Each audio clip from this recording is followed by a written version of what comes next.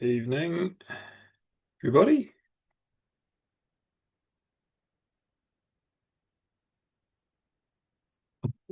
How you going, Connor?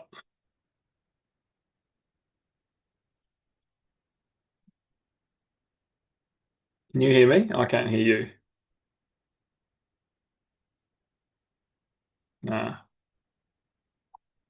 that's not a good start. Uh, that might be. Let's try. How about that? Hamish or Rhiannon, can you hear me?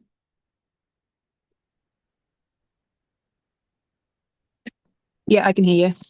Okay, great. So it's definitely better that the problem's with Connor, not me. Yeah, it's me. Yeah, there you go. You're Stuck back. my headphones. Sorry about that. I mean, Bluetooth is certainly like the best, worst technology that's ever been invented, eh? I haven't been using these for hours, so I don't know why they're still connected. Nice. Um, Hamish, have we You, got yourself and Annabelle there, or just you, mate?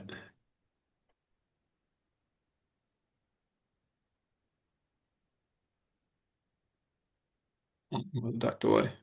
All good. yeah, How you doing, Stephen off Rhiannon? with the headphones. Yeah, I'm good, thank you. I always keep my camera off because in the evenings I already have my baby on me. Yeah, Nobody else needs to see that. I was gonna ask if you're multitasking again this evening. Yeah, it's a every evening kind of deal. But yeah, no, Yep, he's having some good snuggles. nice. How about you guys? How you been going? Good. Yep. Busy. Good. It's going well. Yeah, adjusting to being back in New Zealand. Yep. Yeah, it's good. The sun's starting to shine and the grass is growing, so it's not too bad. Can't really complain, really. Yeah. How the you'd have a fair bit of wind over your way there, Hamish, at the moment, would you? Yeah, it was blowing a gale today. Yeah, I think Yeah. it was nice in Christchurch, but blowing a gale over us. No, Oh, I was blowing a gale here. yeah. It's be honking. Yeah, she's pretty filthy, the Savo. Yeah. Taste of spring, maybe. Yeah.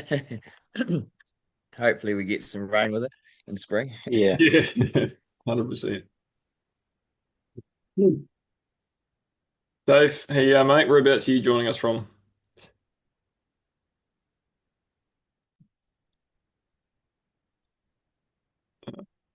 Can't hear you, mate, but that's all good. You'll be right now. Just, Yep, just Yeah, yeah, be just good. at home. Yep. nice. You've been how long you been at that newish block of yours for now? 18 months now. Yeah, Nice. it all rocks on, doesn't it? Yeah. Right. Hey Ben, how you doing? Good. Whereabouts Yep. are you in the Good to, country? good to meet you. Mount Summers. Oh, cool. Beautiful. Nice. Yep. Sheep and beef farm. Perfect. Awesome. What about you, Phil? If you can hear us?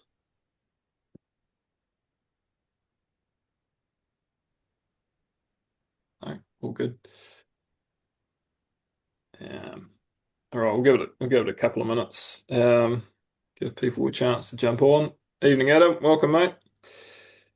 Uh, you're encouraged to have your cameras on, but it's not a requirement. But it is nicer sometimes. Rhiannon's got a good excuse. Um, so, yeah, there he is. Hey, Adam, whereabouts are you based, mate?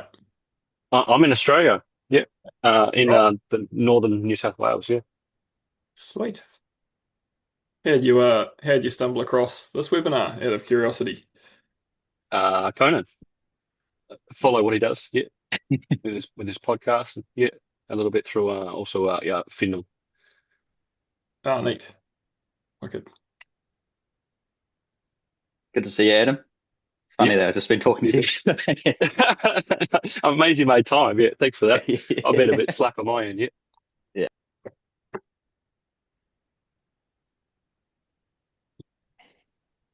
Okay. Well, I reckon the not expecting a heap of people this evening, partly because our marketing was pretty slack for this one. But it's all good. It's the first time sort of pulling this stuff together. So I'm not that upset about having a whatever you call it, a soft launch.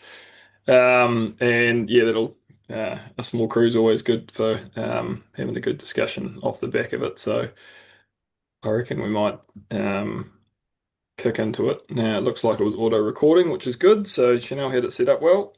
Yeah, if there's anyone, we do record these just so we can. Two reasons: chuck them up on YouTube so we can share them out with people that were keen but couldn't make it, and also ones like this will probably end up sort of building up a resource of webinars like this that we can use for our clients, so that when we bring on clients where little things like this are relevant, we can send them stuff like this that we've put a bit of effort into prepping and delivering, hopefully reasonably well, rather than trying to do it one-on-one every time. But if anyone doesn't want to, if you want us to basically cut you out afterwards, just hit us up, and it's pretty easy to do these days. So don't hold back on your questions and engagement for that reason. Right, I'll get the sharing going.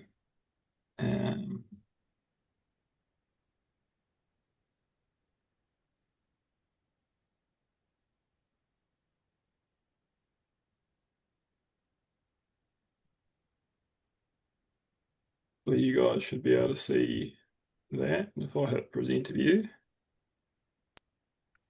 Yep. No, we're good. Oh, I've lost the notes though. Let's try that again. Sorry, team.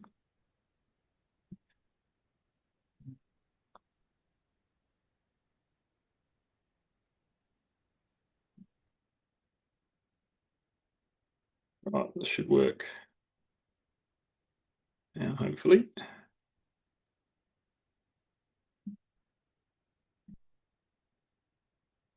All right, Conan, you seeing just full screen of that title slide? Perfect. Awesome, righto. So yeah, welcome for those that haven't either met Groundshift or myself before. Yeah, Sam Lang, been one of the co-founders alongside Conan Monaghan, who's with us this evening, and Chanel O'Sullivan, who may join us at some point if she hasn't already snuck in there. Yeah, Groundshift's been around sort of as an idea middle of last year, and arguably potentially before that conceptually. And yeah, sort of kicked off late last year, early this year, which has been pretty cool to be working with a neat team and really designing kind of a company, but an approach really to supporting farmers that's, almost like trying to design our perfect job in terms of what we're trying to achieve and support on farm. So it's pretty fun, still early days. We've also got a business partner, a company called Climatalist, who really bring a lot of experience, a lot of expertise in the technology space. So we've got an interesting sort of data technology knowledge support thing that we're developing at the moment, which is pretty exciting. And they've got a heap of experience sort of building and growing companies as well, which is really handy. Conan, I don't when the questions on the chat come through, they don't sort of pop up super easy. So just jump in if there's anything relevant, mate. Thank you. Yep, we'll do. Cheers. Yeah, so and just a little bit more on Groundshift. So this is the little spiel, I guess. But yeah, in essence, we're an independent advisory company, and our focus is supporting farmers to improve whole farm system performance and resilience. We've worked sort of between the three of us at the moment, and certainly some of the people we're looking to bring on and join the team. Worked in a pretty wide range of roles in different farm systems in different regions across the country. So bring a bit of diversity of knowledge and experience to that, including quite a bit of farming experience ourselves. Um, as I said, really love that whole farm system approach. What it means is we get to work with farmers on anything from like financial performance to people and teams to farm system design, animal health and nutrition and performance, and sort of right down through to soil and pasture agronomy. So we give ourselves a nice broad remit. We get to sort of sit alongside the farmer and kind of have as close a perspective to a farmers as possible, which is really neat. But then sort of put our energy and support in the areas of the highest impact, which is pretty neat.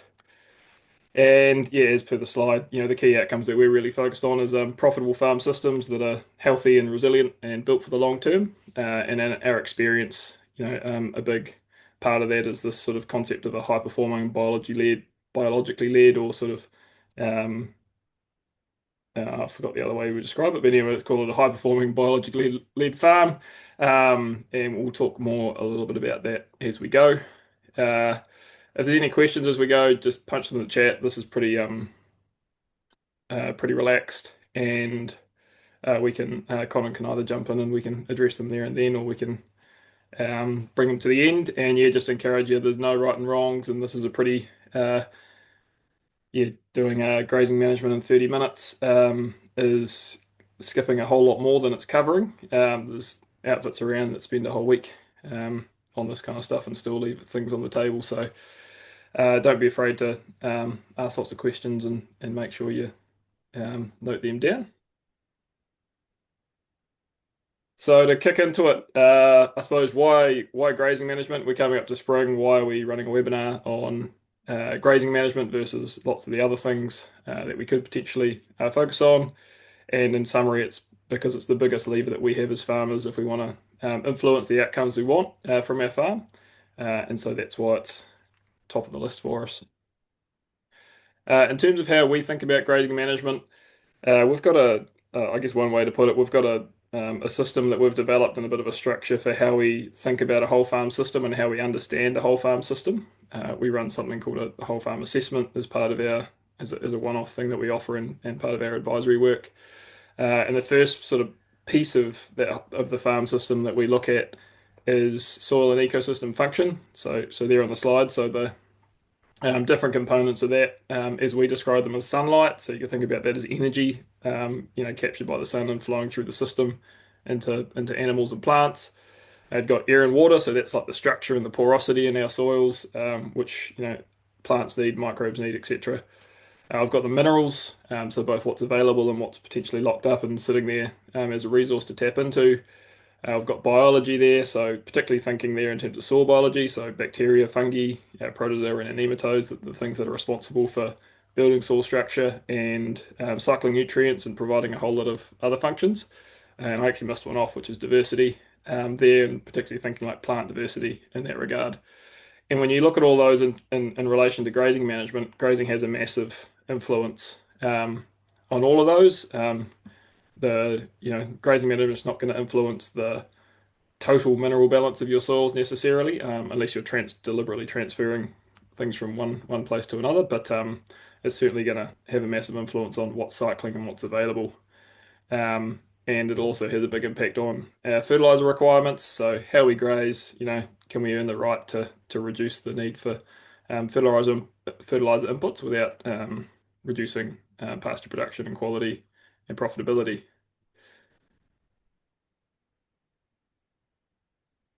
Yeah, and so second question there is basically like why spring? Well, from our perspective, spring is arguably the most important grazing season of the year. Again, we're talking primarily sheep and beef farms, sheep and beef farming in this webinar. A lot of the principles that we cover are pretty relevant to any pastoral system, but spring's the most important sort of period for what we might call our cash crops, so our lambs and our calves and getting them going. And also in terms of like the foundations of our system, we're thinking about our pastures and our soils. Spring's a period where we've got good moisture, we've got the right temperatures, we've got increasing sunlight and increasing energy. And that's a setup where that can really help our plants develop better rooting systems, develop more tillers, and really set them up for what in some parts of the country and in some years could be challenging summers. So we want to sort of set them up as best we can to carry us through summer in the following seasons. Spring's also typically the time of the year where our grazing management's the worst, because we're pretty much all set stocking for lambing and calving, and some of us continue to set stock beyond that. There's good reasons for that, and it works. There's some pros and cons to it, but certainly one of the downsides that we're going to touch on is the impact on plants and soils and how that flows through to different parts of our system. So firstly, just a quick recap on plant recovery and why it's important. Most people will be familiar with this kind of chart. If you're not, just I'll sort of just walk you through it. But effectively what it is, if I put my cursor there, it shows up on your screen, which is cool. So we're looking at the different growth stages of, in this case, a ryegrass plant, which is we most often see this diagram. So thinking about what you will have heard around the kind of three-leaf stage of ryegrass. So you graze a ryegrass plant, and the first thing to emerge is a new leaf. Once that's done, you get second, third, etc. And once you get the third leaf, typically your first leaf starts to die off as the fourth leaf emerges. And a lot of particularly the dairy systems are geared towards trying to get to that three-leaf stage to maximize effectively like how much they're growing of sufficient quality. The same concept applies to any plant and any grass plant, and it applies to any grazing system. We might just have some different variables in there. And the main thing that I want to point out here is just this bit down the bottom. So this is the level of WSC, which is water-soluble carbohydrates. So we're going to think about water-soluble carbohydrates as energy, basically, or sugars in the plant, or in this case, obviously carbohydrates. And so what happens is that after grazing, the plant takes some of its stored energy and puts that into regrowing its new leaf. And as it grows leaves, it slowly kind of gets this balance between there's more energy coming in and being captured from photosynthesis than the plant's using to grow new leaves. So it starts to restore its energy balance. And then at a certain point, it kind of replenishes those reserves, and those levels stop. And at some point, we're going to come through and graze that plant and go through that cycle again. It's a really important concept because when we think about energy, which is the very first thing in our whole farm assessment, in terms of the sunlight category, it's not just energy for the plant's growth that we're concerned with, but we're also thinking about how much energy is actually in the pasture itself to help our animals grow and perform. And we're also thinking about how much energy that plant's able to put into root growth and development. And if we're constantly maintaining plants in a kind of low energy state, they're not able to put that energy into growing and developing their root systems, and they're not able to, importantly, allocate some of that energy and sugar to the soil microbes, which is a process called root exudation, where they're basically leaking out sugars to our soil biology in exchange for minerals and nutrients and building soil structure and all the things that we want as farmers. This diagram here is from the Agrarian's Handbook. I think it was the Chapter 5 ecosystem. So Darren and his team there have got some pretty awesome diagrams that they've developed. So I do lean quite a lot on those. I think the key point here and something to note is that when you're looking at these leaf stages, it's not really until at least the second stage, at least the second leaf, and in the next slide we'll see another one. But leaf 2 to 2.5 before we're getting close to what we might call like energy replenishment, and that's something we want to think about in terms of how we're grazing. Obviously, this is again we're going to mostly talk about spring. We're going to have different targets for maybe for summer, and for different stock classes as well. This is the New Zealand research, sort of the best New Zealand research that I found in this space, looking at the relationship between plant recovery and energy and root growth and root exudates. In essence, there's very little particularly when it comes to these, we know a lot about how much grass we're growing, but in terms of plant energy reserves, which are harder to measure, and then anything underground, so root growth and then root exudates, they're expensive and they're tricky. And the root exudate things only really become kind of accepted and kind of thought about more in the last decade or so. So certainly less studied. But what you can see here on the graph on the right, so this is mostly New Zealand researchers. The second one there, Danny Donaghy, is at Massey University heading up the Whenua Hamanu program at the moment. So I've been lucky enough to work with him a bit on that. And he's an absolute wealth of knowledge on this space, and hopefully he doesn't see this and find out that I'm doing him a disservice.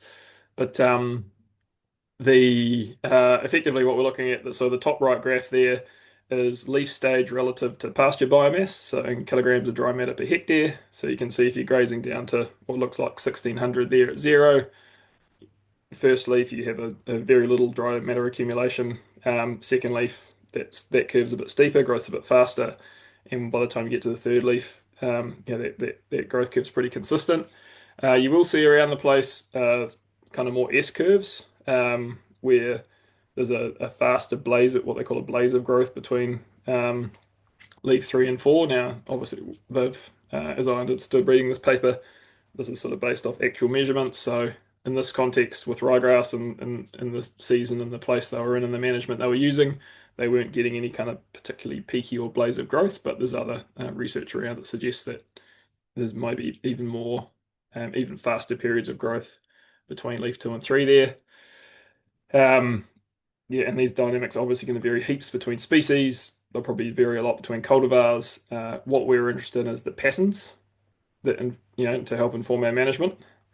And so to look at the bottom right diagram now, basically the vertical axes labels are wrong on both of these for some reason. But again, we're looking at the same thing, but the left-hand axis there is actually water-soluble carbohydrate in the crown of the plant, or the stubble, they sometimes refer to it as. So again, that's showing the same thing as before, where effectively, as the leaf's producing its first leaf, it's drawing from its reserves, and as it goes from first leaf to second leaf, it's photosynthesizing more than it's drawing, and it's replenishing those reserves. And there's a point there, somewhere between second and third leaf, where those reserves are mostly replenished.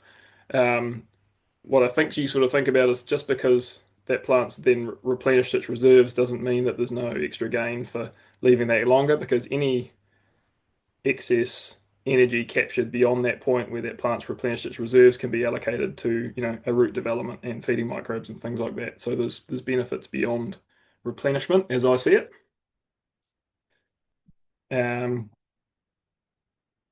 Yeah, I think that's probably enough theory. We'll kick on to some principles.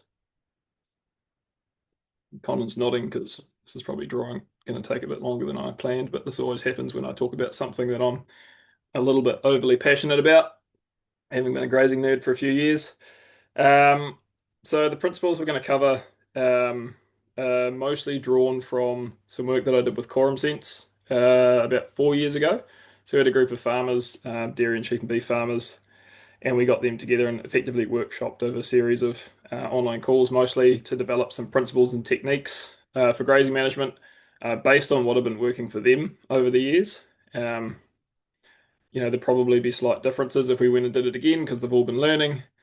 And I guess as a general comment before we dive into this, in my experience, grazing's probably got the most differing views on what's good and what is right. And we're not trying to say what's good or what's right. We're thinking about, principles and then some of the key techniques and that we're seeing working around the place. And also how we think about monitoring and trying things and monitoring and adapting as we go to get this stuff right. So first principle we came up with was allowing pastures to recover. So making sure they're fully recovered before grazing. What fully recovered looks like in your context and kind of what that means is a bit subjective. We're also wanting to manage for vegetative growth and high animal performance. This was a little bit of a kickback, this one, to some of the earlier grazing techniques in the biological farming and regen technique, regen space, where there's a lot of like tall grass grazing and trying to finish young stock on lower quality pastures that had a lot of stem and fiber and lignin and lower energy. So really trying to sort of hone in that we need to be finding that balance between recovery and performance, and that's going to vary depending on the stock class we're grazing.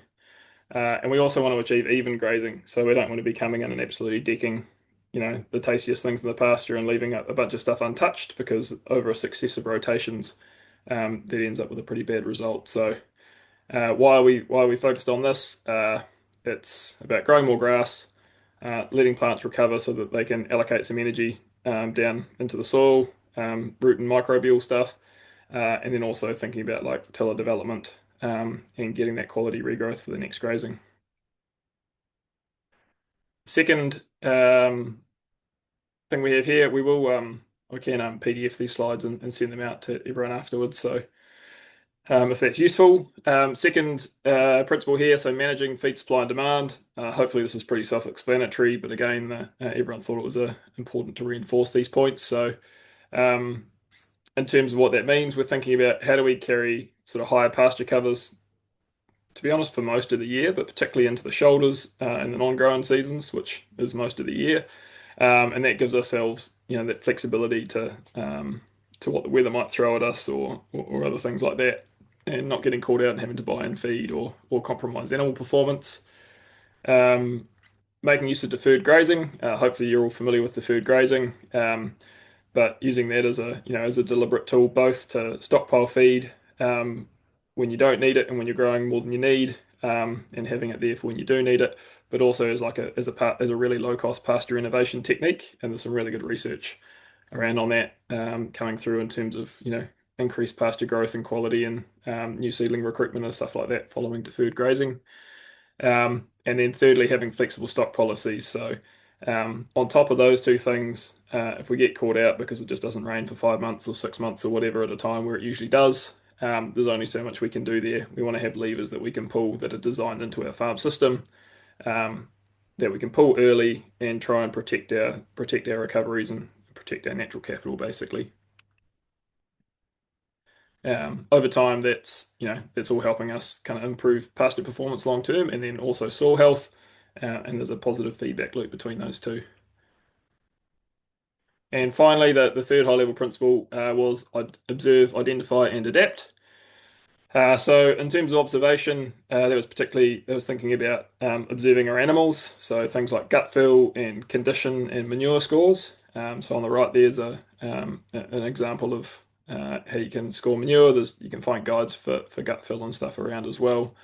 And a lot of people are familiar with body condition scoring, obviously, but thinking about, okay, we're trying something different, or the season's a bit different, or something's different, or even if it feels the same, let's make sure that we're actually observing the kind of quick indicators that we can pick up that things are in a good place or potentially not, and making sure that we can pick anything that's off it up early and rectify it. Secondly, identifying and addressing limiting factors that might be impacting performance. So that's thinking about things like, okay, even if we've got the best grazing and great feeding and that kind of stuff, if our pastures are just fundamentally limited in, say, copper and selenium, and there's significantly below our animals' requirements, there's only so well they can perform on that. Or it might be infrastructure, for example, might be a limiting factor where it's like our paddocks are 20, 30 hectares and we're trying to run a mob of 1,000 ewes and move them frequently, and that's just not working, and I don't want to run 20 temporary fence breaks through a 20 hectare paddock. That's just not the kind of life that I want to live.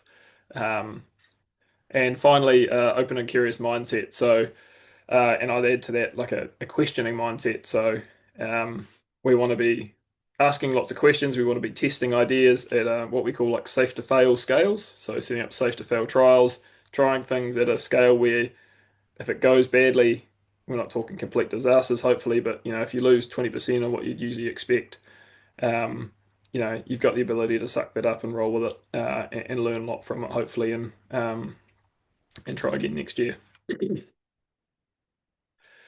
And finally, on the I guess sort of pulling that stuff together.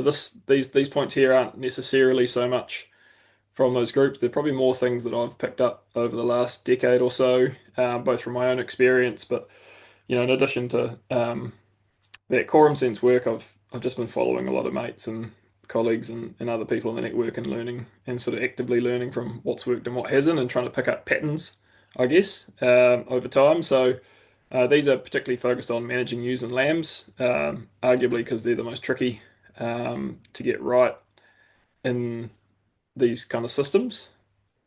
So the key learnings is first one there around mobbing ewes and lambs up gradually after tailing and docking. So just to, I was probably going to paint this a bit earlier and I skipped over it, but generally thinking like the kind of mental model I have here is that we're set stocking our ewes and lambs and cattle just before they start lambing.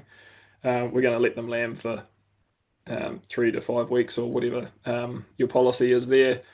And then we want to start thinking about how do we get them moving and how do we start growing more grass and getting better recoveries and things like that. So some of the places that farmers have been tripped over in the past is mobbing up their ewes and lambs after set stocking too fast. So some farmers will, like tail 2 paddocks into one, for example. Sorry for the North Islanders, we'll just use tailing because it's easier. I used to be a docker. Before I made the big shift down here. But yeah, so it could be 2 paddocks into one, or maybe you keep them separate for the stress of docking, and you give it a few days, and then you start your but however you do it, the idea is gradual and giving your stock time to settle into being in a bigger mob, being in different paddocks, for example, getting used to the idea of moving. Um, in terms of mob size, rough rule of thumb seems to be 500 ewes with twins at foot is about as big a mob as most farmers are comfortable with. Farmers that I know have gone beyond that and sort of got a bit uncomfortable and pulled back. With ewes with singles, you might double that. But if you're doing this for the first time or you're relatively new to it, definitely start smaller and sort of build confidence as you go and practice basically.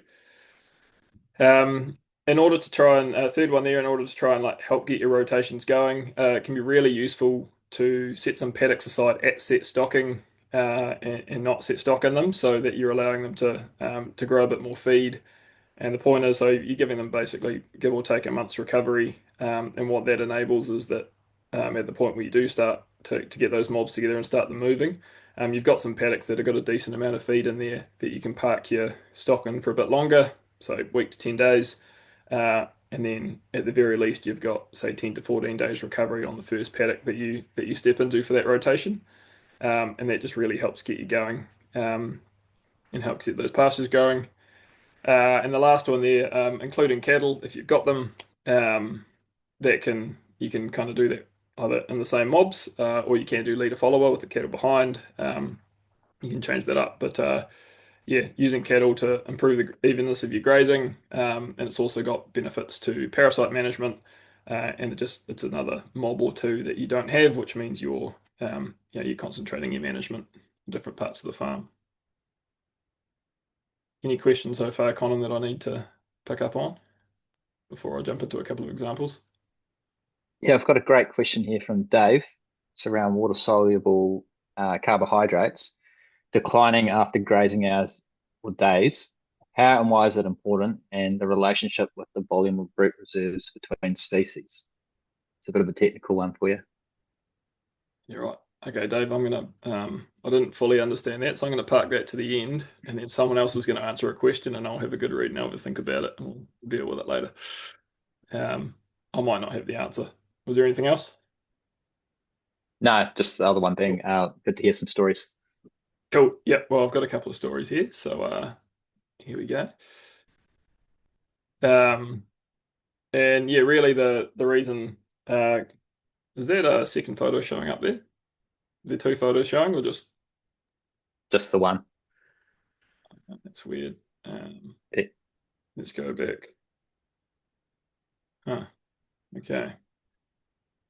No, it's showing up on my screen. So imagine on the left here you have a beautiful vista of a Tataki North Canterbury hill country farm with a mob of ewes in the background and some other ranges and stuff, and that's the top of this steeper hill country farm, this is what it looks like down the bottom. Um, the reason for using a couple of stories here, a couple of case studies is again there's no right way to do this. Everyone's got to figure it out for themselves. So we don't want to give recipes. Stick to principles and key learnings. But I've got a steeper hill country example and a rolling hill country example. Both I'm pretty familiar with, so have kind of borrowed their contexts for the purpose of this. So with our steeper hill country North Canterbury farm, this farm is trying to achieve a very low input system and is very focused on grazing management in order to achieve this. Profits are both these farmers are very profit driven as well. The farm's got pretty easy country down the bottom, as you can see. The bulk of the farm, sort of a little bit of foothill stuff, but reasonably steep hill country and gets quite high. The way that he does it is the ewes and singles are lambed up on the ewes with singles, sorry, are lambed up on the higher hill country, typically with mixed age cows or heifers in with them.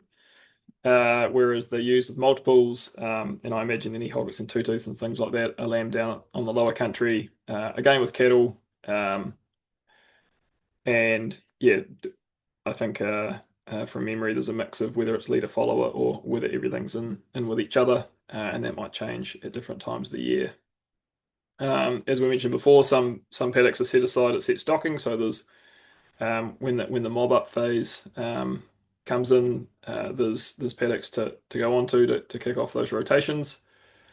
In terms of spring grazing management, last year up on the hill with the singles, with the single ewes, he actually worked on 14-day shifts rather than the sort of 3 to 5 day shifts over previous years.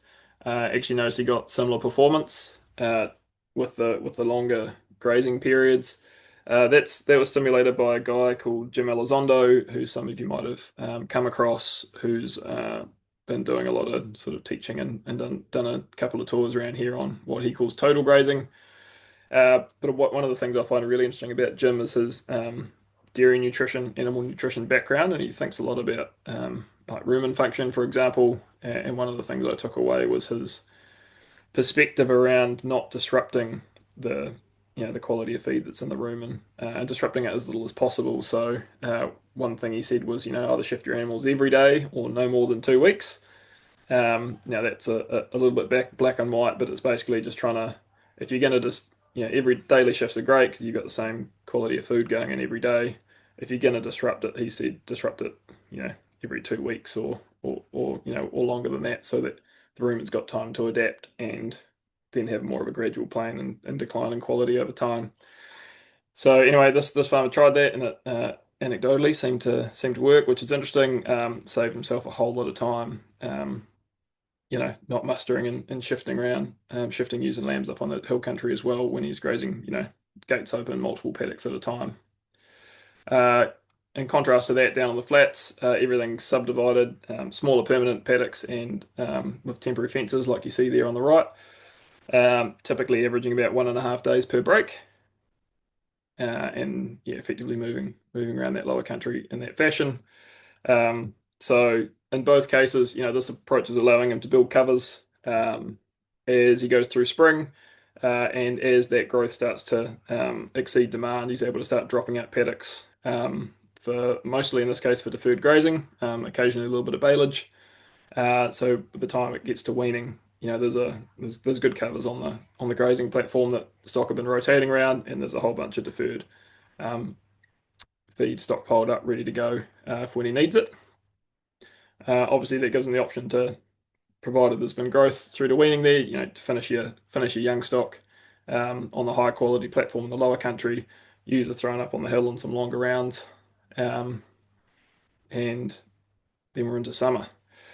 So what's been really kind of evident, and this one's kind of one of the things where you can see with the neighbours, the difference is between the neighbours and this farm here is just the pasture performance has improved a huge amount under this management.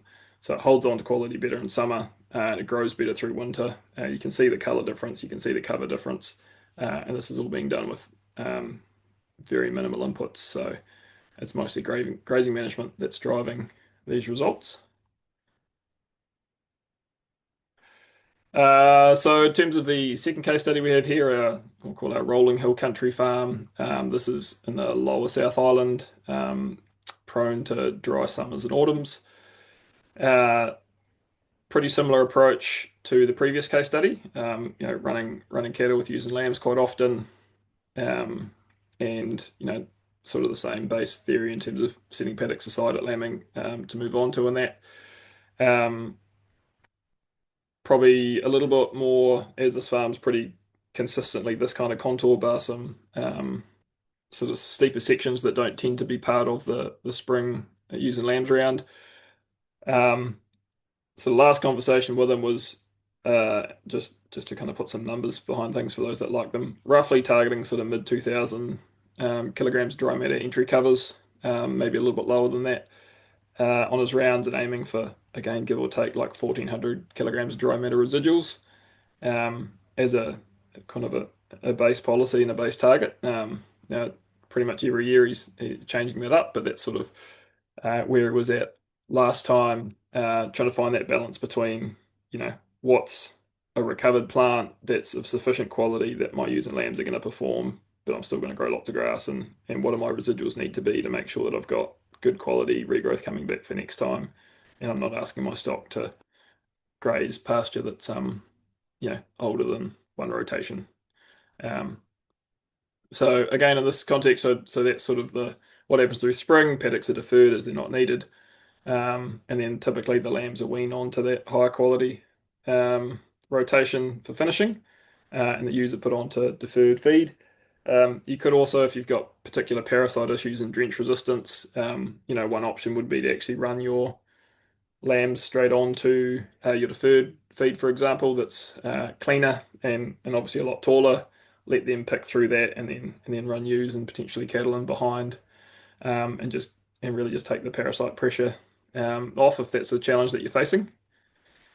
Another different sort of context, this farmer's definitely prepared to top pastures if they're not grazed well enough. So in the past, there's definitely been, you kind of get, and what I observe is farmers kind of get focused on, and I've certainly fallen into this trap of, you get really focused on your pasture, you take your eye off your animals, or vice versa. And when you overly focus on your pasture and trying to get that good result with ewes and lambs, they don't give you a huge amount of grace, right? And so you can get some pretty disappointing results in terms of growth rates and stuff if you push them too hard.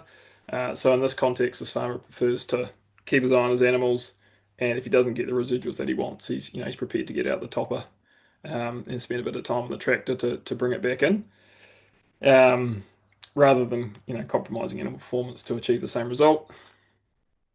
Something similar between both case studies. They both really focus on making early decisions around whether they're going to try and finish their lambs or whether they sell them store. There's been some pretty challenging seasons, particularly on this one, where they've made some early destocking decisions that have mostly, I think, been quite good ones in terms of how the seasons have gone. So they're destocking earlier. They're often going a little bit deeper than those around them, which keeps the need for imported feed down and is also protecting those pasture recoveries. And yeah, this farmers again. So again, part of the adaptation and ongoing thing is how to effectively grow more grass and try and increase stocking rates by a reasonable margin as a key driver of profitability in this system. So and he's trying to do that in a system that only requires him to work a few hours each day. So he's invested a lot in permanent fencing and getting his permanent paddocks a lot smaller. And what that means is that it means that when he's setting up these 3-wire fences through his intensive grazing periods, it's actually a much faster job to do that. And yeah, so quite interested to track what his effective hourly rate is in terms of how much profit he can drive out of the system for the hours worked. And I think last conversation challenging him to try and get over $300 an hour as opposed to the 30 that I used to work on back on the lease. Um, yeah, and probably final point on this one is that this farm does perform quite well financially in relation to its local benchmarking groups.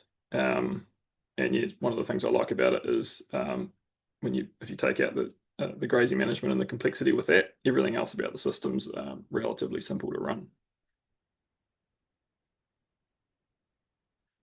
And this is the last one here, which I'll sort of skip through a bit quickly, and kind of smiling at my. Our business partners are AI people, and Chanel in particular is quite clever with this kind of stuff, so I had a bit of a play. So other things to think about in terms of if you're looking to either start getting into more of this kind of system that we're talking about, or you're looking to to take it one step further. So just really quickly, like stockmanship, if you've got ewes and lambs and you're starting to move in them, and your ewes aren't used to that, you're not used to that, your dogs aren't used to that, your gates and things like that might not be that well positioned. It does definitely require a some reasonable skill with your stock handling. So that's just something to bear in mind. Don't send out an intern to move your freshly mobbed up ewes and lambs. Um, Infrastructure can be a massive one, as I talked about with that second case study there. You've got options around mixing up your stock classes and thinking about whether you have things together or leader follower systems. Again, it's something to play around with and trial and see what works for you. The consistent feed quality I mentioned before with the first case study. So thinking about how do we keep that rumen diet as consistent as possible. Again, when Jim was here last, we hosted it. We had a workshop hosted at Mount Cass, sheep and beef farm, just an hour north of Christchurch, and thinking about daily shifts didn't feel practical with a setup that farm had. 14-day breaks seemed like 14 days or longer seemed a bit excessive in terms of the quality of feed that was going on that country and everything. And we sort of come up with this concept of, if you had, say, ewes and lambs in a paddock for 3 days, and then they were truck and trailered by some by some cattle, ewes and lambs grazing the best first half and the cattle doing the rest, both would actually be on a relatively consistent quality of feed, best half and worst half effectively. And it would be interesting to see, obviously ewes and lambs are going to smoke on that. It'd be interesting to see how your cattle performed and what classes of cattle might perform well enough to kind of justify that. So yeah, that's a sort of way to break up Jim's 1 day or 14 days day rules there. Minerals we talked a little bit about. I won't go into that. Safe to fail trials. That's what we're all about. Is trying things, but making sure that we're setting up so that when we are trying something, we're measuring and monitoring and paying attention to the right things, so that when we get to the end of the season, we can have confidence in the results that we've got, and we're not left questioning whether that actually worked. And I've been there, and always kind of regretted not putting enough emphasis into both design and the monitoring.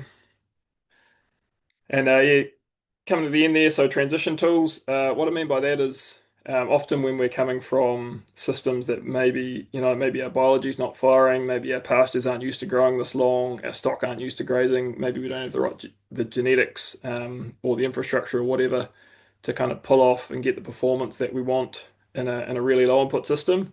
Maybe there's a place for things like like feeding our soil biology and using things like foliars to top up plant nutrients and stimulate growth and root development and things. A little bit of the right inputs for the right reasons could potentially be quite a high return on investment and just make kind of like help us get there faster, um, and reduce the risk of things not performing. There's other examples that's sort of a lot of what we think about on the Groundshift side of things is little sort of high return on investment things that can help drive the outcomes that we want. And finally, El Nino, just because it's on the tip of everyone's tongue, certainly moving more to this kind of management if the seasons do play out as they might is certainly not going to hurt where we end up with in terms of farm performance, resilience, profitability, etc. So yeah, that's everything from me. Just a wee plug because we always forget to do it. This is the kind of the stuff that we love, and farmers that are keen to move this direction are certainly right up our alley in terms of what we love to support. So if you are keen to bounce some ideas or have a yarn, just sing out. Would love to hear from you. And with that, I'm going to drop the screen there, and hopefully we've got some questions. Yep, got a couple here. One from Jake, which is always a great one. Have either of the case studies noticed any improvement in the ease or success of rotating their ewes with lambs at foot? Now they have a couple of generations of those ewes in the flock that were rotated as lambs. So again, anecdotally, yes, that's definitely something I've picked up. I couldn't attribute it to either of those farmers or anyone in particular off the top of my head, but that's something that's kind of um, embedded in my mind as a kind of learning I've picked up from people over time. If one of those farmers is on the call and wants to chip in, they're more than welcome to. Or if anyone else has experience with this and wants to chip in, this is not me answering questions with everyone. This is an open discussion now, so please feel free to open it up and jump in. But yeah, anyone else got experience in that regard? Yeah, I've noticed it before. Once you get a few generations along, then things seem to know where the gate is, and if you keep the dog weight off them, they soon work out they're getting shifted. Yeah, nice. Mark, did you unmute there? Yeah, I did. Ariella just woke up too. They're definitely on the steeper hill country farm, so yeah, it definitely way easier now. I don't know, we've got six years of doing it. Yeah, like when you go start to do your tailing and stuff, you're tailing up your mobbing up your sheep for tailing. I remember used to always get land breaks and muck around, and I forget how easy it is to shift my sheep. When I go to the neighbours, I usually stuff up a land break because my ewes are so used to being shifted that they just stay calm and the lambs seem to just tick along with them for some reason. It's quite a lot different now. Yeah, nice. And I don't, or when they're also in the big mobs, I go out a day early and open the gate and just let them walk out by themselves, and just the next day just walk, kind of just pick up the ones that haven't gone through, which is, if you've got 1,000 ewes, there's probably only like 50 still hanging around the paddock somewhere. Nice. Thanks, Mark. That was a question I was going to throw into the mix later on that one, so nice to cover that. The other question is coming back to Dave's one. Dave, is this, just to clarify, is this more around timing of day of grazing, or are you speaking about something different? No, just in regards to grazing, when we graze down to residual, the how long or what's the optimum time for our deferred? Like I'm hearing sort of this 14-day round, which I'm the more time we can shift, the better, as far as I'm concerned, in a day.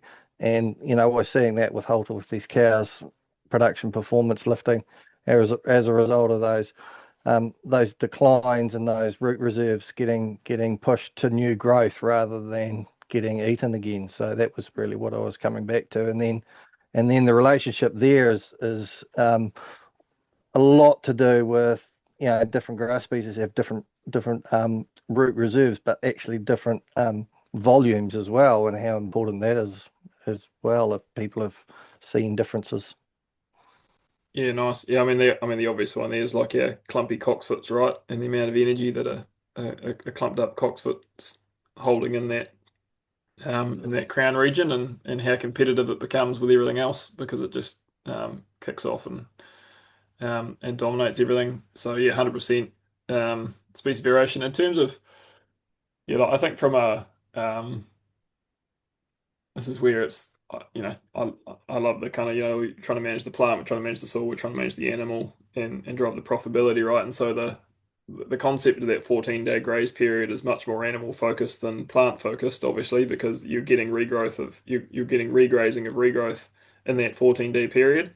The argument for that is the animal performance you get is really good, and if you're giving those paddocks, what we call genuine full recoveries after that, they've got enough energy reserves built up that they can handle a bit of overgrazing of regrowth and still perform really well.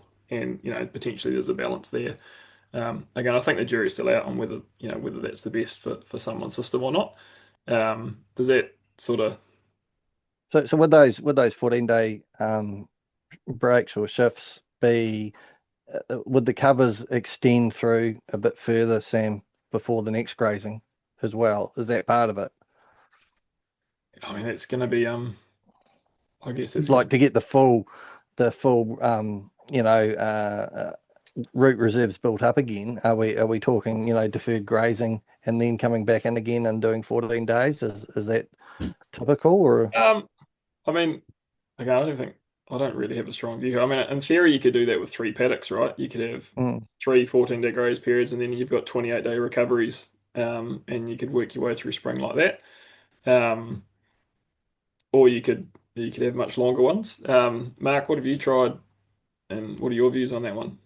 That yeah, that 14-day. Well, if Sam had seen that picture, going up there every 3 bloody days is bloody pain in the ass. But what happened was I did the 14 days, but it pretty much brought me all the way to weaning. So I never actually regrazed those packs again with ewes and lambs. So the rotation length was long enough that it just kind of like piled through. And I was always targeting quality. So I would skip paddocks that were mostly going to seed or that have kind of lost it. So I kind of just skipped those and just, shifted through. And then when we went back round, obviously we had deferred areas. So we put our dry, wean ewes on deferred grazing on lower quality stuff. So let the other pastures recover, I guess, rest during that kind of late summer, autumn.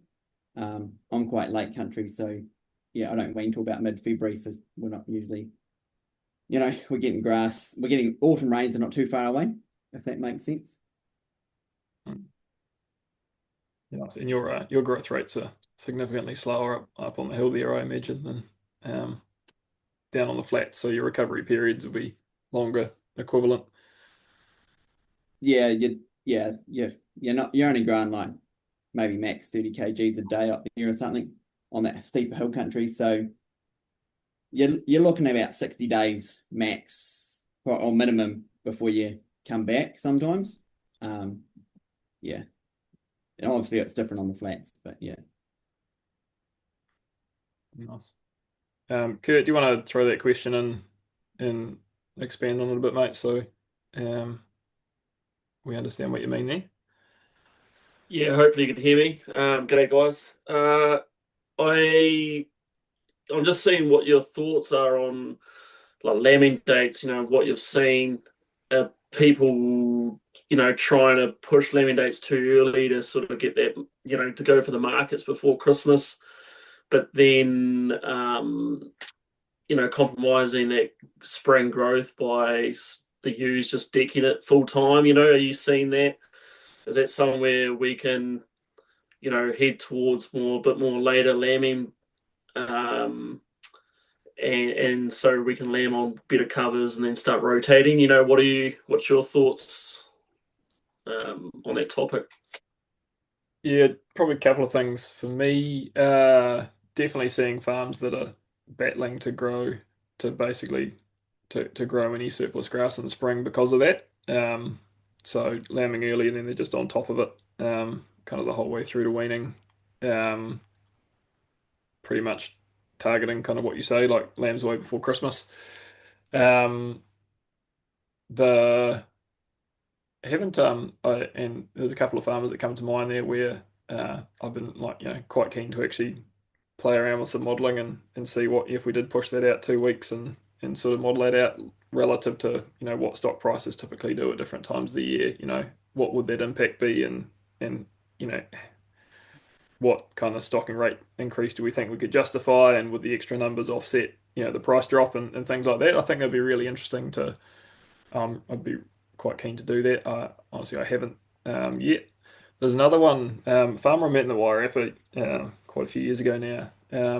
Had done some quite interesting stuff where he pushed his lambing date for half his flock back about 10 days because he was concerned that he wasn't getting that his ewes basically weren't achieving their milk production potential because they were lambing so early. And so yeah, he pushed from memory, it was about 10 days back, and he actually ended up with heavier lambs on the later lambing mob rather than, and so then obviously went and did that across his whole farm and took some of that pressure off early. Again, anecdotal there. I think that'll be a bloody interesting thing to again trial, or potentially dive in and see if there's a bit more research around that. Has anyone else got any observations, experience, comments on that one? Just one of my observations has been that a lot of farms will split, depending on what their system is, a lot of their farms will split lambing dates based on terminal and maternal mob. So they might bring that terminal mob forwards a little bit so that when they're driving the opportunity to get those lambs away before Christmas, but the maternals, they just push that back. And so it eases through that demand on grass growth so that they can feed those terminal lambs up without decking the whole system and just sort of tick away at the maternal lambs when they drop, and split it that way to make it a bit more robust and a bit more flexible. Yeah, nice.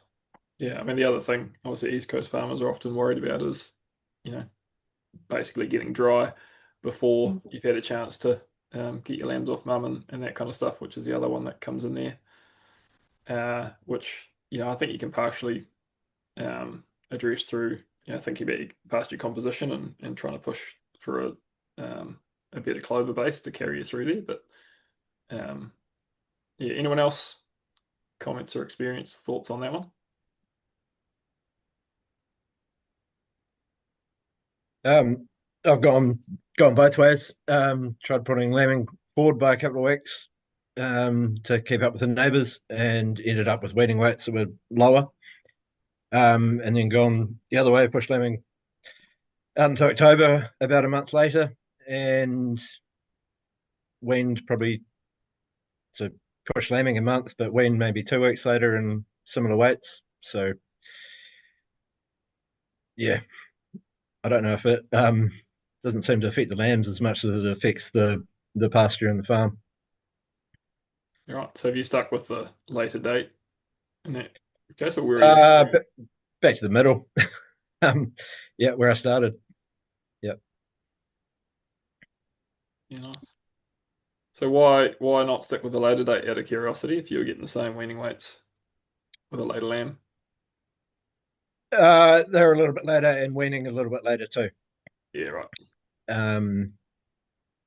And when I did that, it snowed in October and had a higher death loss. Can't pick anything too far in advance. Yeah, that's not fair, that one. Yeah, right. Anyone else got any questions, or anyone keen to share something you've tried that's been working well for you in relation to what we've been talking about, or something you've been thinking about trying to do, or the challenge you've got? Hopefully it's a good crew to throw that in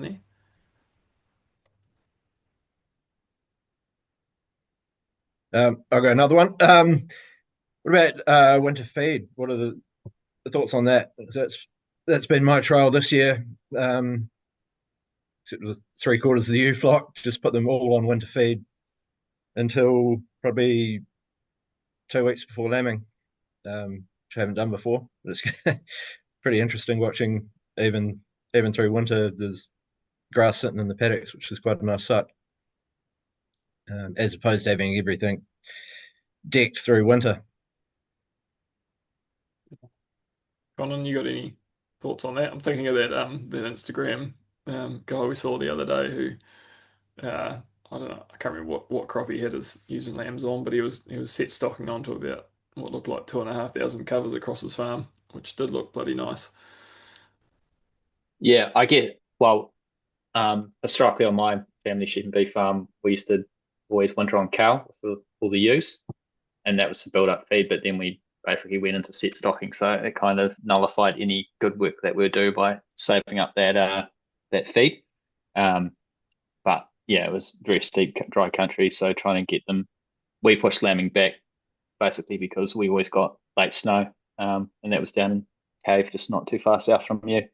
Um, so that was the main reason, was that, and just trying to push a bit of feed in front, so it stayed on late as well. But what we probably should have started doing was actually starting to move things after tailing on the better quality feed that we'd saved up lower down instead of set stocking. So I think any improvements that we did for saving land with winter feed was kind of nullified, and then you're also left with a whole lot of cow stalks at the end because sheep don't like them when they get too big, so you spend a bit of time on the tractor trying to mulch them down. So yeah, spending money.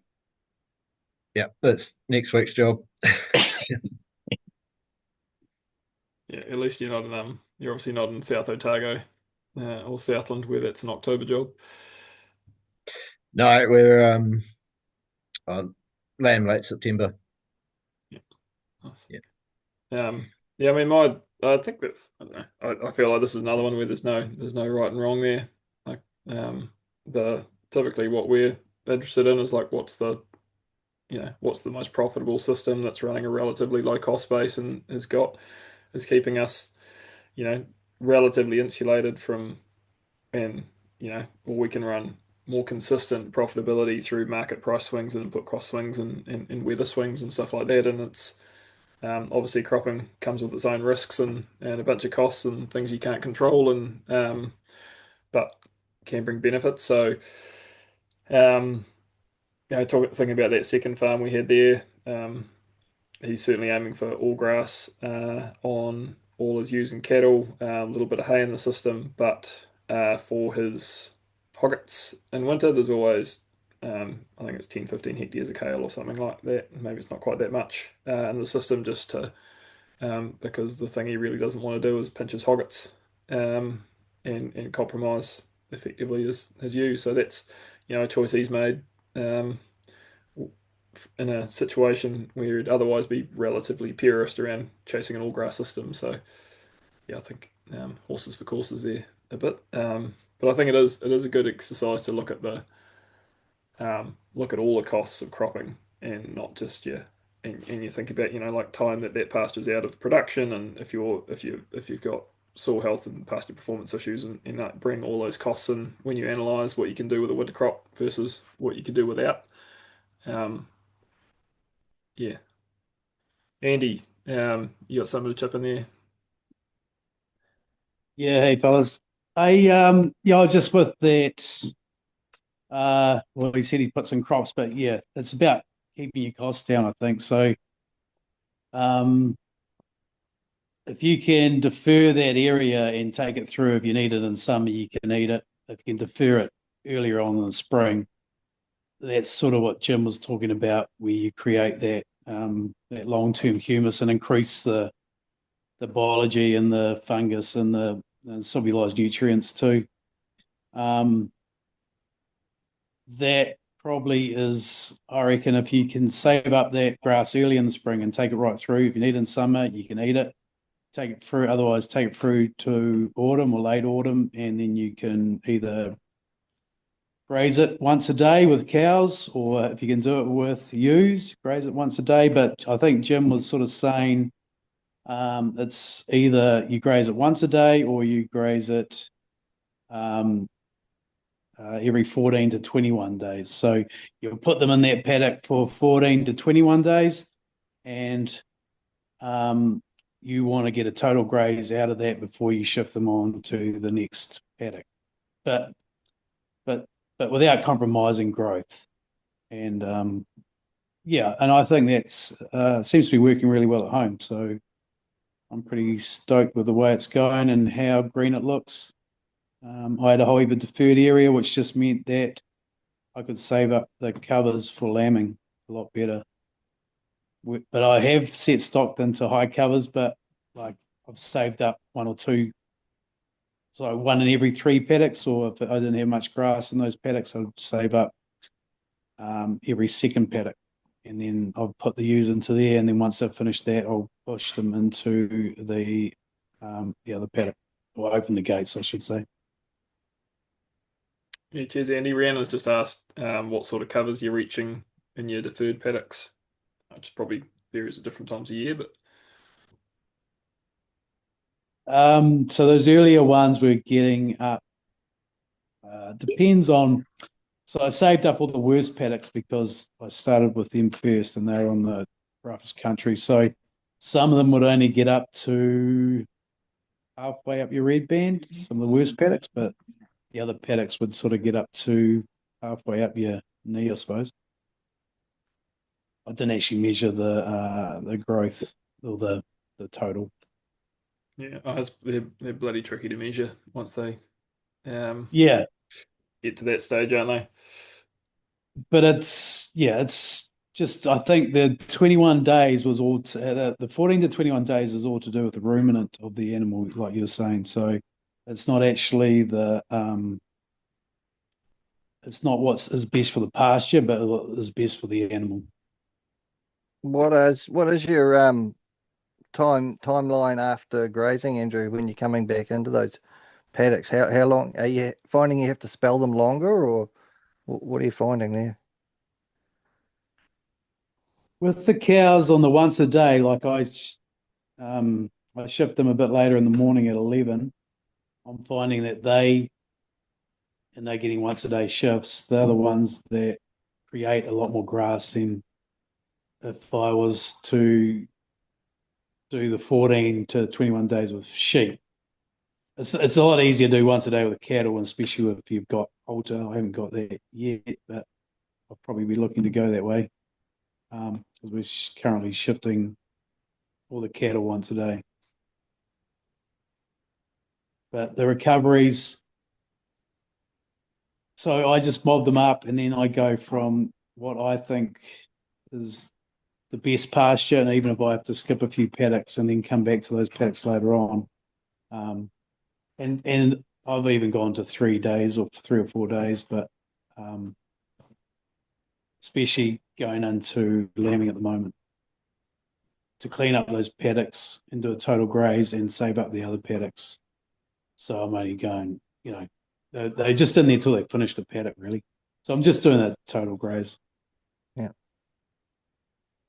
Nice. Yeah, Kurt's just thrown in there that he's based on how many stock are in the paddock for how long, that he's calculated up to 6 ton of feed in a deferred paddock, which is pretty good. It's getting up there.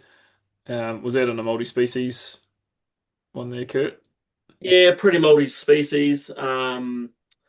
But it just goes to show that, like you might put a crop in, you might get a 7-ton crop or whatever it is over, say, 12 to 8 months or whatever.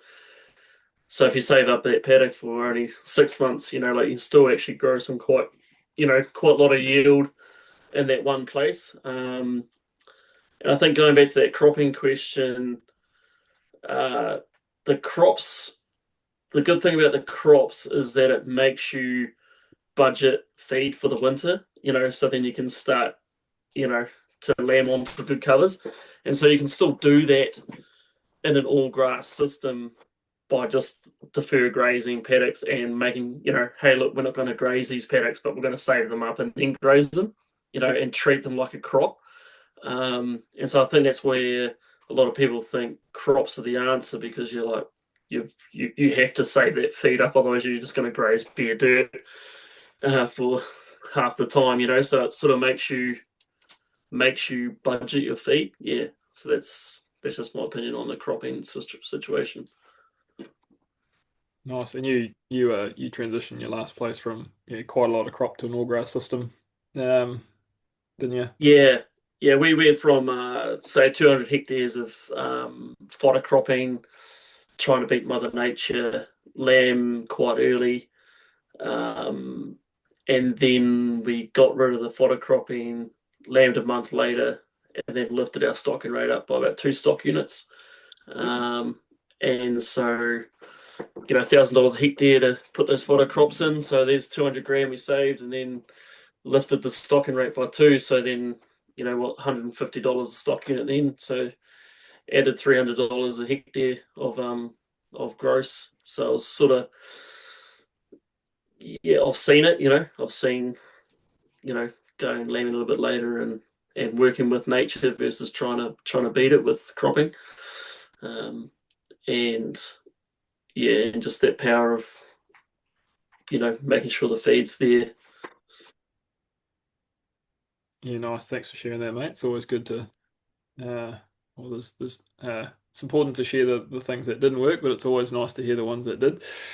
I think, coming back to things like deferred grazing and a couple of things I didn't touch on so much, but I think we're increasingly seeing deferred grazing as a kind of a medium-term tool for really like significantly increasing both our pasture performance and our soil health and the kind of relationship between them, because we're giving those plants that full spell, that full root recovery, full energy reserves, often seeding and recruiting new seedlings and stuff like that.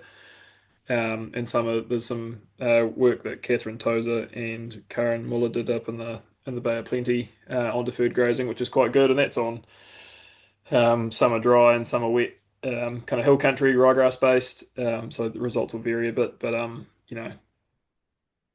basically that kind of a bit of research to substantiate what a lot of farmers are observing, which is after deferred grazing events and stuff like that, the soils get softer, the plant physiology changes, your plants stay leafier for longer, they're less stressed, you can take them through to higher covers, and they hold their quality before they go off.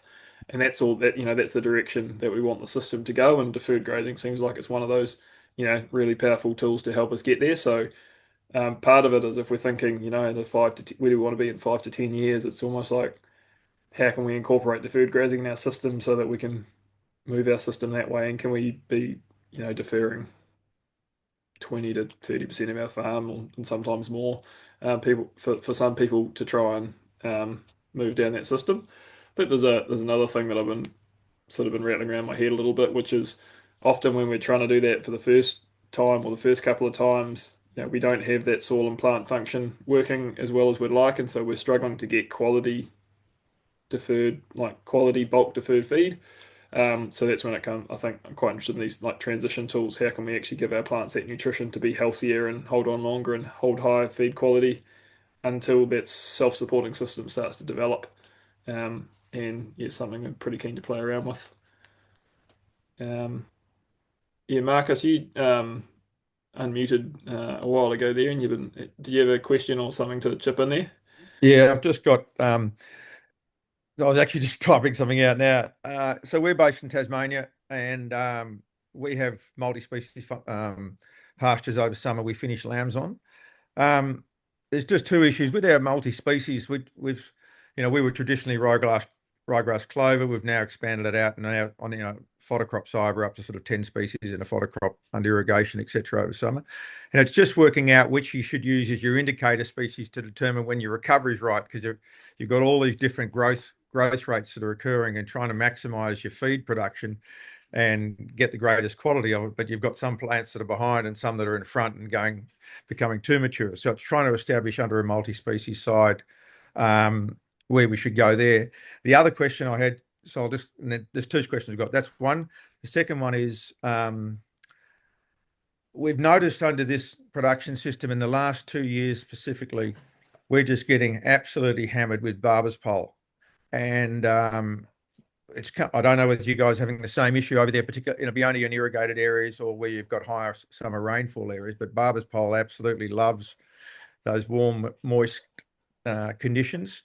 And we're doing everything we can here with residuals, keeping really high residuals. We're doing weekly FECs with larval cultures. We've got cattle following. We've got long recoveries. We've got all of these sort of things going on, and drenching, rotating drenches. But we're just getting increasingly hammered with irrigated pastures. And I don't know if anyone's had any experience with any other ideas we could utilise.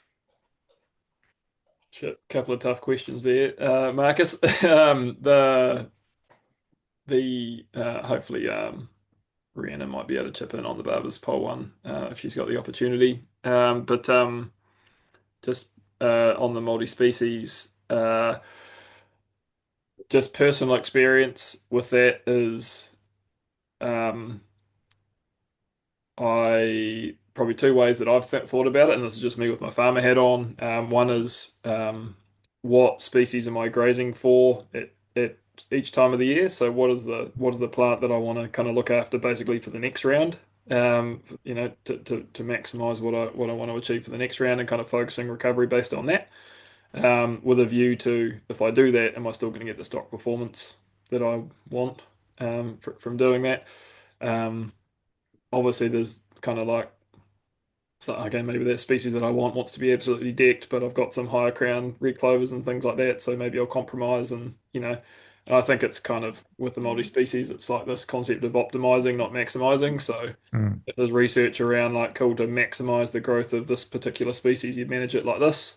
I was like, well, I've got a bunch of them, right? So I'm going to try and optimize for the balance between them and kind of change it up. And not just change it up through the season, but change it up year to year. So some years different species have a better go, and other times they don't have a good go. That's kind of and other people might have some views on that. As far as the Barber's Pole, I feel for you because I've been hit badly with that once and it absolutely sucked. But Rhiannon, have you got as a starting point, have you got some thoughts on that? We don't end up with Barber's Pole too much actually down here in the South Island, but from similar principles, is it, Marcus, is it predominantly summer that you're having issues or is it year round? No, it's predominantly summer. It's when you've Yeah, got, okay. you've got hot conditions and you've got irrigation Yeah, going on. yeah. I just don't know Tasmania wise whether it's hot enough there in the summer in the winter time too. I mean, going back to how I've had guys with, say, for instance, triple resistant parasites, managing those here is leaning heavily more on crops that have been put in so that you know that those paddocks are clean, and having a really thorough drench protocol where I mean, there's a lot of nuance to drenching. Obviously, we've changed mentalities of not drenching onto clean paddocks from a resistance standpoint, but with things like Barber's Pole or for stock where it's going to be the end of the line for them, I've seen really great results when farmers are challenged to give them a good clean out. If a quarantine paddock, you actually need 72 hours for them to empty out 100%. 24 hours that most people fling around actually only wiped out 50% of the eggs. So 72 hours clean out, and you probably already know this, and then onto a crop that's clean and finishing lambs on there and having them go on a truck from there, as opposed to then having them go back onto pasture and spreading resistance onto the pasture from finishing up on the crop, if that makes sense. And then, but those crop paddocks it's obviously a single rotation, and then having them go back into grass or something else, that you're cleaning them up that way. That's how I've had some people around here manage triple resistance. They're not having to, and that's obviously a slightly different scenario, but principles still could be applied to what you're dealing with, Marcus. Is that you prioritize crop for those finishing stock on what you know is clean, and that way you're not also having to drench them. They're not getting exposed to it because you get production losses, significant production losses just from exposure, and you're not having to spend time drenching them. But you've got to be mindful of this, that they're not going to go back onto pasture and put those parasites into Contamination. land. Yeah, exactly. Yeah, exactly. Yeah. Yep. Those would be Thanks. my first thoughts without having to. Barber's Pole's not my major forte, being in the South Island. We No, I fortunately appreciate that. avoid And I that know I'm one, probably but I'm chucking in a on left field question, but it's better. One of the thoughts is actually taking our grasses completely out of those irrigated pastures and just keeping it with clovers and chicories and plantains, and because the grasses are probably potentially adding to that problem with the habitat and the moisture that they hold down there. yeah, I'd be looking at what you're feeding as opposed to trying to tackle it any other way. Yep. Thank you. Yeah, just a couple of other ideas that come up quickly there, Mark. Just from we've actually working with a few organic dairy farmers or ones that are looking to go organic, and some of the tools that they use could be interesting in terms of obviously there's just like general stock minerals, which you're probably across, but Yeah. the like the homeopathics and the herbals and some of those things that exist in that sector for those that kind of almost can't use drenches might be an interesting place to look for ideas there. Just be a thought.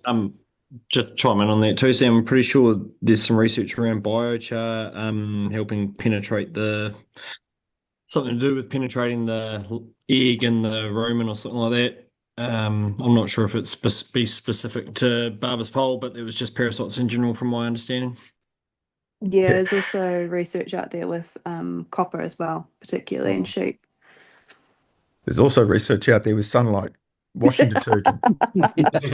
Yeah. The problem with worms, you could people fertigate that, go Marcus. round in circles, but you could have frothy, foamy bubbles. You got to coming be a out little your bit pivots. careful, but yeah, no, that's taking the waxy coating off the eggs and getting the penetration better with the drenches. But you can only use sunlight. Oh, sunlight soak. Yeah. Can I just add to that irrigation one? Yep. There's a guy, we had a discussion group out the coast there, and he's got triple resistance and he had irrigation on red clover. And I'm just following what Jim Elizondo says, and he says that protein, when you have high protein in your and selective grazing probably in lambs, then the pH in the animal goes up and they're more prone to get worms. And so they need a bit of fiber and copper is good for preventing worms. And once a day shifts, I don't know if you can do that with lambs, but because they're eating once a day shifts, but also shifting at 11 o'clock, but eating down and eating the stem, so they get a bit of fiber in the stem. But even if you just put out straw, it's just that they've got this massive protein or nitrate excess, and then they've got no way to fight the worms. Yep. And this is what was happening and he had red clover, so it was even worse. The protein excess was probably, and the nitrates in the ground, which is also probably wrecking the soil because it's excess nitrogen, and that filters down through the ground and takes out all the carbon. Yep. No, cool. Thanks. It's using sort of been touched on, but I was just going to mention with that rotation too, that like the life cycle, it's about 14 to 21 days. So if you're making sure that they're not staying there that long and then moving on, not coming back for a prolonged period, you're going to reduce the amount that they're going to be picking up, returning. Yeah, we've got pretty good rotations on that. It's just you're trying everything and you just seem to get hammered every time. So but I take those points on board.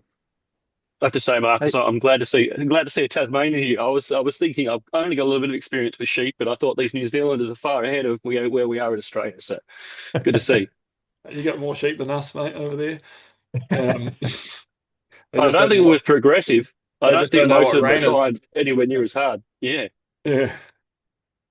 Marcus, have you tried a brassica-based multi-species like chicory, plantain, brassica mix? Yeah, we had that, but it's sort of phased out in some of those irrigated pastures now and been overtaken by ryegrass and other things. So we're going back in with some other ones now with that and boosting those plantain and chicory the herb-based ones. It got some grazing brassicas as well. Have you tried that? Yeah. We're doing that more on the dry land side at the moment than have been doing it on the irrigated, but we're going to ramp across to irrigated. Yeah. Cool. The other step up on that is the work of Newman Turner. So his stuff with fertility pastures, and then he had the herbal hedgerows. So he's just starting to stack heaps of other stuff in the side. So you can start to go to lots of oily herbs, rosemary, thyme, all that sort of thing, but also wormwood, which are the ones that sort of naturally help to deal with parasites. Yep. Right. Yeah, that's a bloody good one. There's a lot of over here we have our native flax, which is called harakeke, which you guys probably have the same thing. Certainly having that around the edge of every paddock would probably potentially go a long way. Yeah. Yeah, good call there, Adam. I just wanted to make sure we get to Emma's question, which has been sitting there for a while. Does deferred grazing work okay if your soil fertility is subpar? Some areas of the farm have a pH of 5.5 to 5.7, bit of P retention, and haven't been able to afford to justify the capital fert. The Does it work okay? I think it kind of relates back to the question that Rhiannon had before around like what's the feed quality and the feed value. The so in my experience, if you defer a paddock that's kind of shit quality pasture and poor functioning soils, then you'll get shit quality deferred feed out of it in your first year, and then if you do it again the next year, you'll get better because your soil's better and your plants are better, and you kind of have to just suck that up a little bit, or yeah, you could consider, and like we are talking about before, like are their return on investments worth and not capital rate fertilizers necessarily potentially, but just foliars or stimulants and other things you can use to help counteract that. Um, some things also might be worthwhile to, in some of the things that we look at, it's like if your calcium's just literally through the floor, it's going to be bloody hard to do much in that situation. So can we set up a trial at least to see what the return on investment is of getting a bit of bulk lime into an area?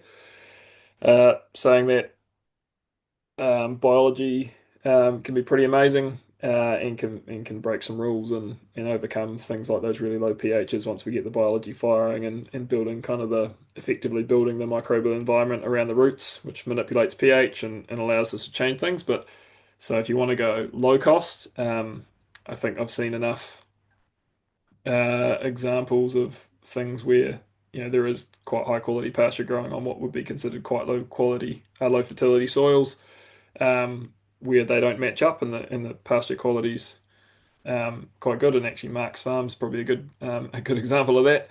We're having a look at soil fertility the other day, and farmers with Olsen peas around 5 growing outstanding quality pasture and lots of it.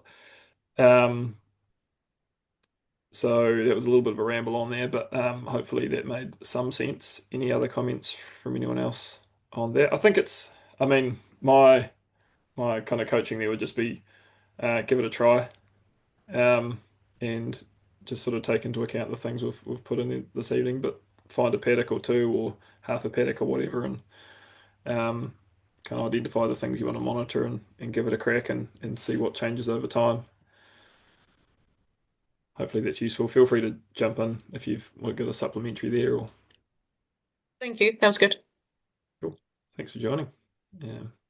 Anyone else got thoughts, comments, questions on that one?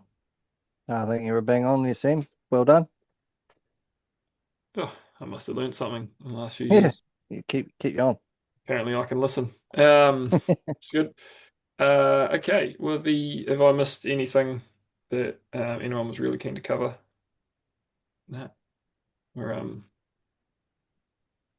no, bloody good. Well, that was exactly the kind of discussion I was hoping we'd have off the back of that. So thank you for your questions. Thanks for your contribution. Yeah, really appreciate it. And this is pretty much how I've learned most of what I know, is picking out everyone else's brains and looking at what works in other people's places, and hopefully sharing that around and kind of getting a feel for what's relevant to who. And then little forums like this where we get out the way as well is bloody good. So thanks everyone for joining. For anyone that's watching the recording, hope you enjoyed that. If you would like a copy of the slides, just hit us up at hello@groundshift.ag. And the same if anyone's keen to get in touch about us sort of supporting you and moving in this direction or whatever. Hello@groundshift.ag by email or any of the socials.